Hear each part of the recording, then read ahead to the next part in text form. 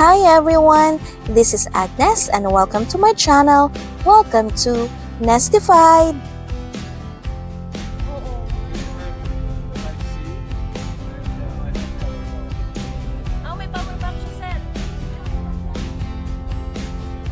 So for today's video mga ka-Nestified, I will be sharing to you another vlog, another experience and an unexpected experience and tour to these very beautiful fields na nadaanan lang namin along the way from Shamakhi going to Kabala. So very interesting ang nadaanan namin mga ka-Nestified and sobrang nag-enjoy kami and sobrang thankful din kami kay Sanan that he was able to let us experience this even a short period of time.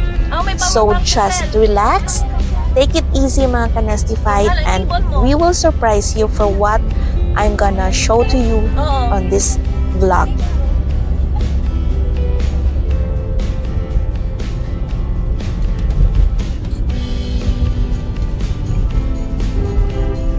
So, syempre, hindi mawawala talaga yung road trip on my vlogs, mga ka-Nestified, because this is part of our journey. Hindi natin pwedeng kaligtaan. Ito yung mga road trip, vroom, and experience also to take time out for our tour.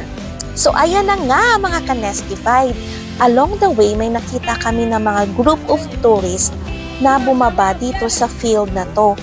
And something exciting is it is about the fields of poppy flowers, red poppy flowers, and mga beautiful different kinds of flowers din. So ito, nakita namin sila at nainggit kami mga ka-Nestified.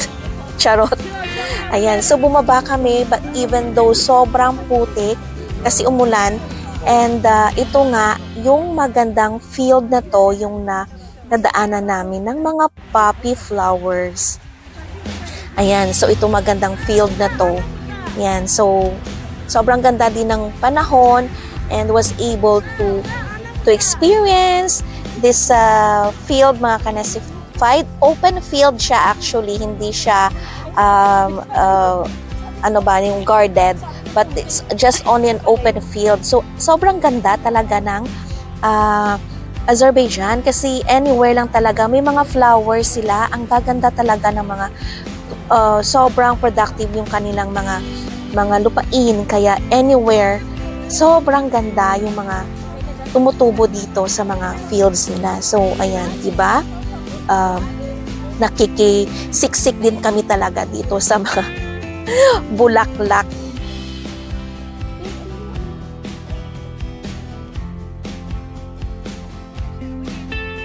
So, alam nyo ba mga ka-Nestified kung ano ang meaning ng poppy flower?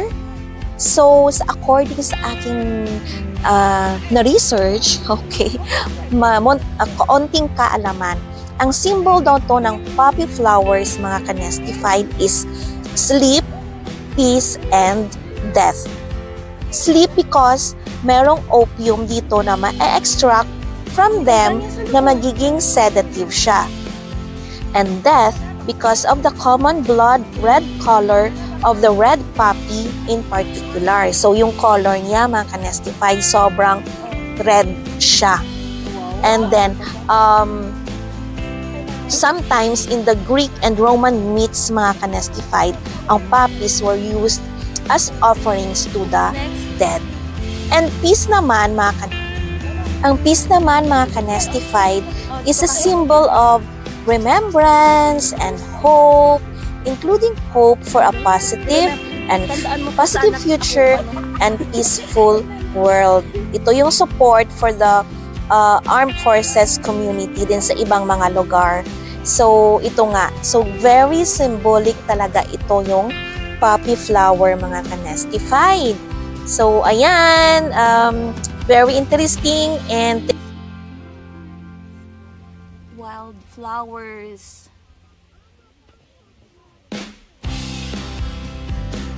So, very symbolic talaga itong poppy flowers, mga kanestified. And there are so many meanings pa and symbols for these poppy flowers, especially during World War. So ito talaga yung pinaka-symbol nila. And very na-appreciate ko and amazed na na-experience itong na-experience ito na makamingle, makamingle itong mga flowers na to na naging symbolic siya during so many history pa ng ating mga First World War talaga siya. So, ayan mga kanestified, trying to get some bunch of these poppy flowers, pero sobrang ano pala siya mga kanestified, medyo red din talaga pati yung mga stem niya. Pag nakuha mo, mamamansyahan yung kamay mo mga kanestified. So ayan, dahil Marites Inday, nagtatry din siyang kumuha nitong mga flowers na to. Ayan.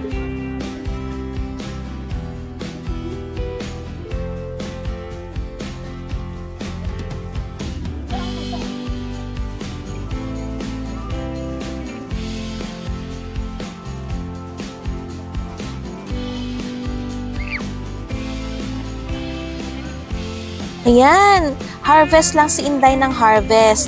Actually, gagamitin to para sa pa-picture. Char.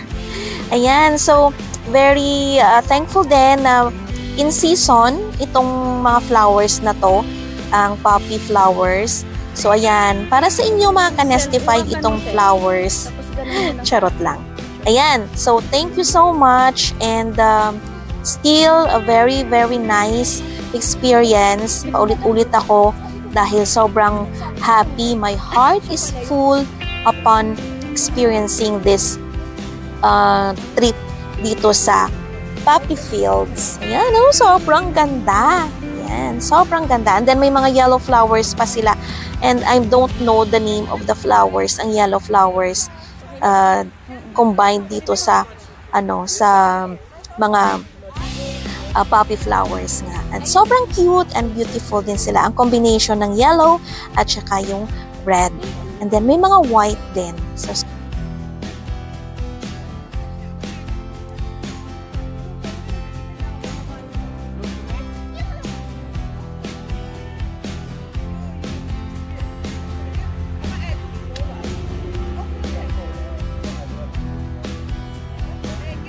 So, ayan. So, anywhere dito sa Azerbaijan during this season, spring season, marami talagang mga flowers na nag-bloom dito, including na itong poppy flowers and wildflowers, especially sa countryside and especially dito sa Shamaki going to Kabala. So, dito makikita talaga na nag-bloom lang sila. Even though hindi siya sa fields talaga, mabubloom siya anywhere lang. So ito na nga, as I've mentioned a while ago, super happy kami dahil nakita namin tong group of fields na to na nagbubloom yung mga poppy fields and the wild flowers. Even though yun, maputik nga talaga siya mga kanestified. Sobrang, kasi umulan siya and nagbubloom talaga siya after the rain, diba? So yan, sobrang ganda talaga, and hindi talaga ako mauubusan or magsabi na talagang sobrang ganda talaga yung field na to mga kanestified. Sorry, but I keep on repeating na sobrang ganda-ganda talaga siya. Ulitin ko, sobrang ganda. Charot.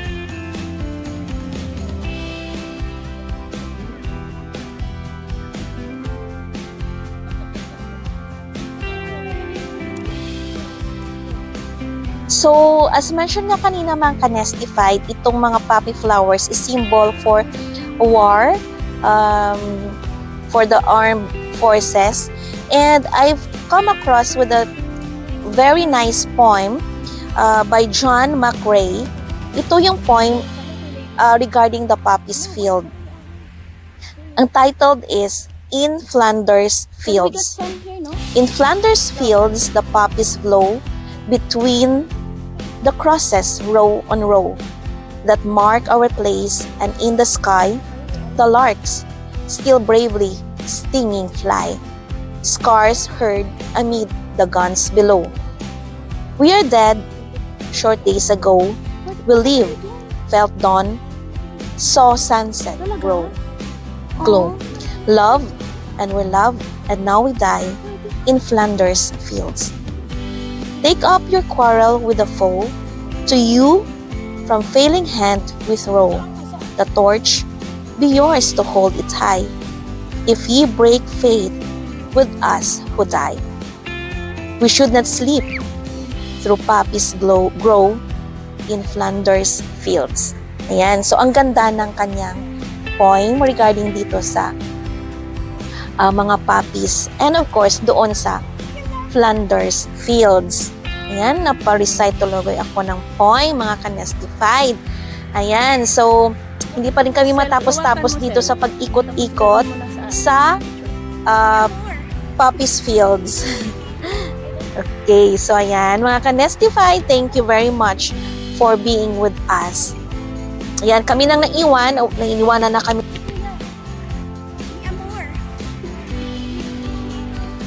Iniwanan na kami ng ibang mga tourists, mga kanestified. And come to think of it, mga kanestified, it's a blessing kasi our desire talaga is to go to lavender field.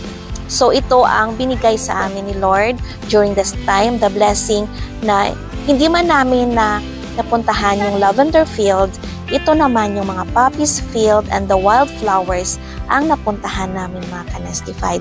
So kung mag-plan talaga si Lord, amazing lang talaga. And we just want to be sensitive to all the blessings that He is giving to us. Ayan, sobrang ganda.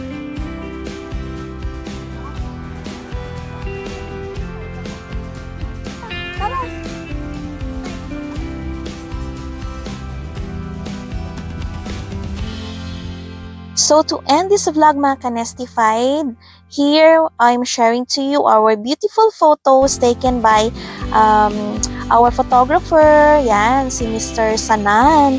Sobrang ganda at nag-enjoy talaga kami dito sa field na to. And sobrang, diba, ang ganda-ganda ng mga kuha namin. Charot lang. So, yes, thank you so much, mga kanestified. Hopefully, you enjoy also as we enjoyed our experience here sa poppy fields and wildflowers. Thank you so much, mga kanestified, for your time, talent, and treasure.